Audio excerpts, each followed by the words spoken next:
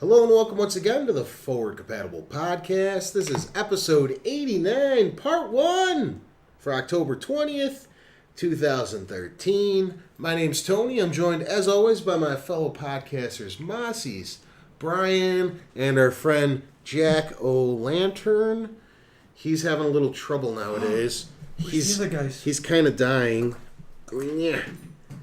His mouth is collapsing. Is there a reason he's slanted? Is it because of the flame? The mouth was too big and it's collapsing under its own and pressure. Wait, we're joined as always. Is he gonna light them on fire? Hopefully not. All right, we're good. Continue. How's everybody's week been? It's been good. It's been real, but it hasn't been real good. Those kind of sneaky weeks. Well, I went to this arcade in the middle of the week called the Underground Retrocade. Place all the way out in West Dundee, Illinois. Very much like the Galloping Ghost arcade. It's actually like almost identical. A lot bigger, but they don't have as enough arcade machines. More room, more elbow room though. Oh yeah, a lot. Because Galloping Ghost, you're fucking It's cramped, yeah. Yeah, but this has 3 floors, and the main floor is probably about. I think they can fit maybe half the amount of machines as the Galloping Ghost. Maybe a little more than that. They probably can get. It has a lot of potential. Do they have the toggles like Galloping Ghost, or is it single machine, single game? Right now it's single machine, single game. I think they might have 1 or 2 toggles. They're working on it.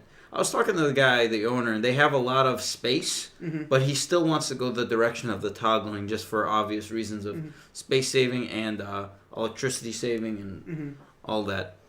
But I was playing a lot of, they have a Fix-It Felix Jr. machine there. Yeah, I've heard about those. There's a few of those.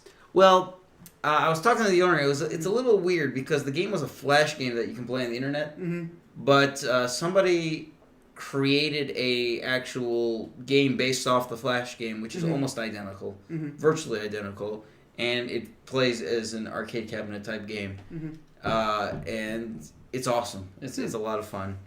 You can download it on iOS. It's kind of like a reverse Rampage, isn't it? Where you have to fix the buildings while they're getting. Yeah, the goal of Fix-It Felix Jr. is you play as Felix, and it's like a hotel setting on the outside, and Ralph is breaking all the stuff and throwing bricks at you, and you have to go with your hammer and hit all the glass to fix it. And glass is always fixed by hammers. Yeah, exactly. Makes lots of sense. And then as the levels go on, it gets more elaborate. Where like as you fix it, then Ralph will re-break it, and then you got to fix it. And then there's like birds crossing that you have to avoid, and then there's obstacles like barriers, and like boulders in the way. It gets pretty intense. It's very classic arcade, like based, but it's fun. It's pretty addicting actually. So yeah, there was that, and so we spent a few hours there. I was trying to get the record on Twin Cobra.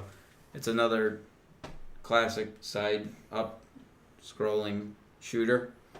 1942-ish. Yeah, sort of like that. Couldn't get it though. Probably put maybe 2 hours, 2.5 hours, 3 hours into that game, but fell short. So, oh well. No flea market stories this week too. We had a low of I think 36 degrees this morning, with a wind chill of 28, and I thought at 6 a.m. not worth it. You also had some baseball. Yes, we won the championship. A lot of people who are not accustomed to our area don't know what wind chill is, actually. Wind chill. Just like lake effect. This is when it is cold. But feels colder. It feels colder than it really is, though. The reverse of it, the more than wind chill dreaded heat index. Yes. Where it's 90 degrees, but it feels like 120. We call that edutainment. Yeah. We educate and entertain. It's true. It's true. That's not a word. Do. So earlier today, my baseball team won the league championship. We won. It's my own league. I rigged the bracket. So we had an easy route through. Did you really? Not exactly. In a way, yes. But, it's complicated. But we played 4 baseball games in the last, 36 hours since Saturday morning. And you won. And we won 4 games, and we're the championship. We're the champions. No more baseball until spring, though. But it's fun. How about yourself, Brian? Anything fun and interesting happened this week? My PS3 died. The disk drive stopped working, and I mentioned it on our little internal chat like a couple of weeks ago when I was playing Beyond Two Souls that the disc wasn't mounting. It made a lot of noise, but didn't mount on the system. And then eventually it would pop up and it would work. But I picked up Pacific Rim on Blu-ray to watch it in 3D, and that was the nail that it just did not appear at all. Like the disc would not even show up in the PS3. The hard drive still works, so I was able to get my stuff off of it and move it on to a new one. So I picked up a used Super Slim because as much as I don't like the Super Slim, it uses less electricity, and after about a year, I'm sure I won't be using the drive on it anyway. I'll just be using it for the hard drive that's still in there, so it'll probably be all right.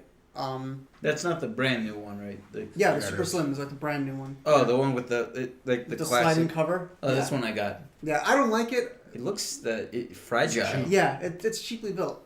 The previous Slim was much nicer, I think. it was the cream of the crop for the PS3. Yeah. Granted, I haven't had any problems, and I don't know anybody that's had problems with the new model. I've gone through 2 PS3s, which surprisingly enough, because I don't play that much. I do like a marathon every couple of weekends, Wow. and that's it. PS3's break. I had a yellow light on my 60 gigger original. People talk about the Xbox all the time. A lot of PS3's break. Yeah. Yeah, well, the Xbox I went through more in a shorter period of time. Yeah. None of these systems are built as well as They should be. they Correct. should be or used to be. Like the PS1 didn't have. Oh, yes, it did. The original one of PS1, I had friends who would had to flip them upside down to make them read the discs. Oh wow. They would the lens would lose its track or whatever, and it wouldn't track properly. Mm-hmm. So they'd flip it so it would just, the gears would catch differently and move again. Oh wow. And then there were also some other random issues. But audiophiles love the original PlayStation. Do you know about this? There's something about the sound processor that was only in the original PlayStation that they love. The ones that have before they had the multi-out and they had individual audio jacks, like your left and right. Okay. They love those PlayStations. There's something about that they claim has a different audio processing that has the best CD audio that you can get. So, Cool. yeah. Interesting. But, and the original PS2 had issues. I had trouble with mine. GameCube never really had. GameCube issues. didn't. Well, Nintendo's always had good build quality. The Wii, I've gone through multiple Really? Wiis.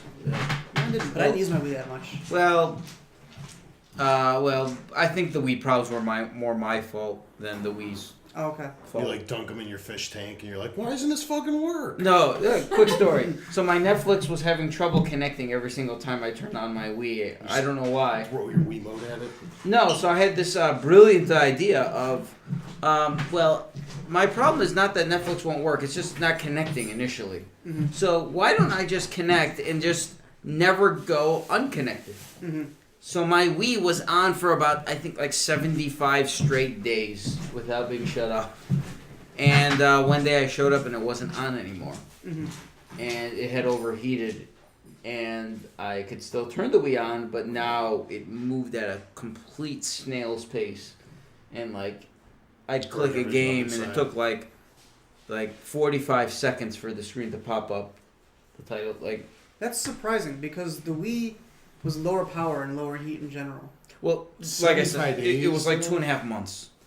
Yeah, Yeah. no, I get it, but Yeah. that's the Wii kind of had an always on mode to begin with, where it was working a low power mode. So, that's too bad. Yeah, but I have heard stuff about the Wii, but before the Wii, Nintendo had a pretty good track record for hardware. And my Wii U has been around for a year. It's not getting much use, but it seems okay so far. But yeah. How about you, Anyway. good sir? Not much of an exciting week. Nothing really happened as that's noteworthy. No fast food stories of the week. Brian picked up my lone fast food experience from this week. Hmm. So, but I suppose with that being done, we can kick off the show with our weekly roundtable. Catch everybody up on what we've been playing since the last time we all spoke.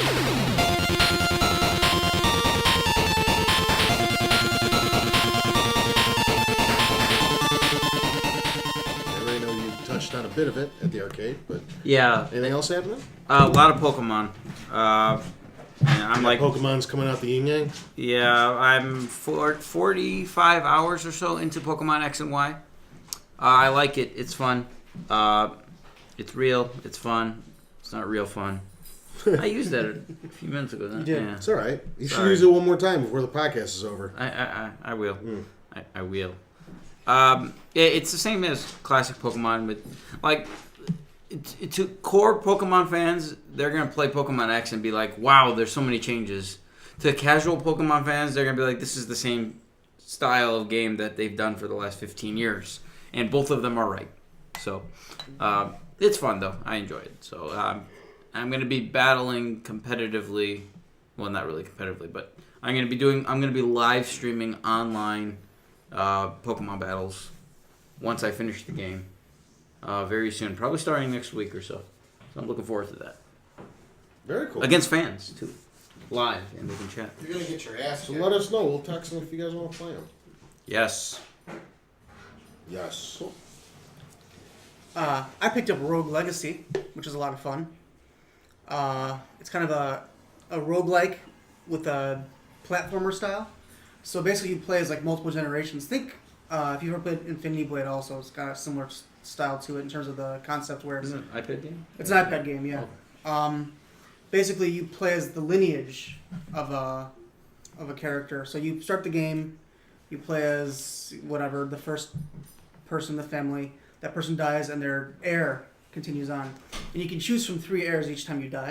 And each one will have slightly different traits. Like and they'll have different classes and like they'll all have weird things about them. It's kind of got a sense of humor about it. So like when one character dies, the next one could be a male or female of whatever class. It could be like there's like it starts off with like a knight and like a berserker and a berserker and like Would I you can't remember. like to making fuck Berserker, like a rogue or Was that something last like week that. we were doing that? Yeah, think so. yeah, it was. Sorry. Yeah. It's all right.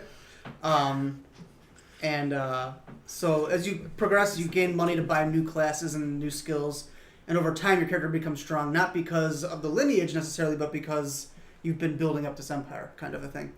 And it's fun. It's got a good sense of humor. Every time you enter the castle where the game takes place, it's completely randomized. Anyway, so yeah, so it's basically it's a roguelike with platforming action, kind of like Castlevania meets a roguelike. Lots of fun. I've also that might be it because my PS3 died. There was something else I played. I'm trying to remember what it was. Oh, I picked up the Dungeons and Dragons Chronicles of Mystara because it's on sale on PSN for like $5. I was originally planning to get it for the Wii U because the Wii U I think I'll have longer than the PS3. But for $5, how could I say no? That's about it for me. Not a lot of gaming this week. For me, I finished Beyond Two Souls. I'm not Wait, gonna... wait. What was the desert scene? What about it? I haven't gotten to it, but I know Mark over here, who hasn't played the game yet. It's without spoiling anything, even though there's not much to spoil. It's a very lengthy part of the game that doesn't need to be there. Okay. Was it as awful as Mark made it sound? No, but Okay. a few things can live up to the insanity he was experiencing for that.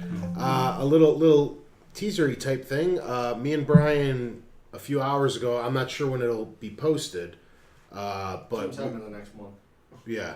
But Did a spoiler cast. me and Bryan did do a Beyond Two Souls spoiler cast. So if you are playing that, try to beat it sooner rather than later, so you can join the conversation when we do post the video up. And that's the day we talk about it a lot, so I'm not going to talk about it here now. I also played a little bit more Killzone Mercenary. I hear I'm on the last level. I know I've been taking my sweet ass time with that, but that's because I've been doing mainly multiplayer. And the last big thing that was probably the most impressive thing I played this week was I bought episode 1 of The Wolf Among Us from Telltale. It's their new game. It takes place in the world of Fables, which I had no idea existed prior to this game. I'm just starting to get into comics lately because of Jason, so I don't know 90% of this shit. You read Red Son. It's actually, read Red Son this week. It's actually a pretty cool storyline. It's like if all the fairy tale creatures from every fairy tale you've ever heard as a child or growing up. What? Nobody picked up on it? Oh, what? That's a pretty cool storyline. Pretty cool story, bro. Yeah. So that's all I heard.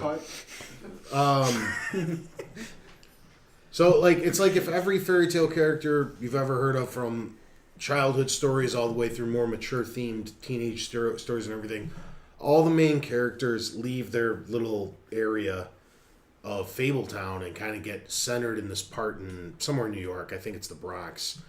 And It's always the Bronx. they have to pay witches to sprinkle them with dust or whatever that makes them appear human. And the ones that are unable to afford it or just unable to be turned have to live outside of the forest. But so far I haven't experienced any of that. It's all taking place in New York. And you're actually the big bad wolf. It's a character called Bigby. And you run into everybody like Snow White and Beauty and the Beast, and they're all there, but it's a very adult themed world, and there's murder and stabbing in the back and all this crazy stuff going on. It's a real cool Telltale game. Like I said, I only played episode 1, so I don't know where the story's going quite yet, but as they release them, I'll be able to talk about them more. So I remember I played one other thing, SteamWorld Dig on 3DS, which was on sale as well. So I picked it I up. don't know what that is. It's almost like a Terraria meets a regular platformer. Is that like the Western game? Yeah. Wait, It's what's like it called? Robots, SteamWorld Dig. Oh, okay. I'm thinking of somebody's like Wild Western. Oh, Django's Rolling Western or something like that. Not Django. Not Django. Ring? Oh, no, not. Something along those lines. Yeah. Django. Django's Dylan's Rolling Western. Yeah. There it is. Yeah. No, it's not that one. It's a different one. You play as like a robot prospector digging in a cave that you inherited from your uncle or something like that. And it's like a platformer. It's not really Terraria in that you're not really building stuff. You're just mining for stuff to buy better tools to mine deeper. So I don't know how long I'll stick with it. It's got some good reviews. It was fun. It's been fun so far, but I don't know if it's going to keep my interest forever. Because so far nothing big has happened besides dig, climb back up, buy a better pickaxe, dig deeper, buy a better pickaxe, dig deeper. I don't know how long that'll keep me entertained. Tony's already bored. I'm not bored. I'm just for everybody at home. I'm trying my best. This is already my 3rd podcast today. I am podcast out, and I still have part 2 and the rest of this to go.